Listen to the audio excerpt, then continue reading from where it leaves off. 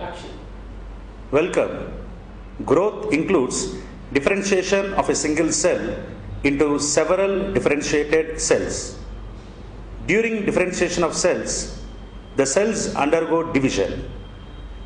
The sequence of events that lead to the division of cells is described as the cell cycle. What are the stages in the cell cycle is going to be explained by me.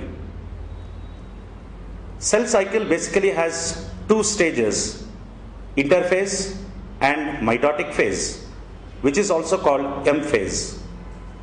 Interphase includes gap phase 1 or G1 phase, synthetic phase or S phase, G2 phase or gap phase 2. Mitotic phase includes prophase, metaphase, anaphase and telophase. What are the events that take place during these stages? Gap phase 1 or G1 phase. During this phase, the cell increases in size and RNA is synthesized. S phase or synthetic phase. During this phase, the DNA is completely duplicated or there is replication of DNA. Gap phase 2 or G2 phase. After the replication of DNA, the proteins required for the further division are synthesized. During M phase or the mitotic phase, all the events are completed and the parent cell divides into two daughter cells. Now, let us also look into the significance of the cell cycle.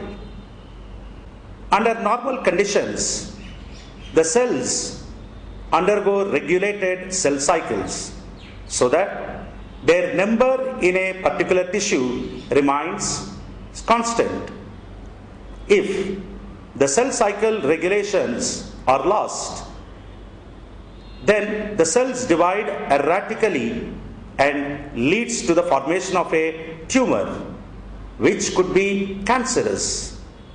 So, now we have seen what are the stages and the major events during the stages of the cell cycle. That is G1 phase, S phase, G2 phase and M phase. So, we wish that the cell cycles of each and every cell are regulated and thus we are prevented from cancer. Thank you.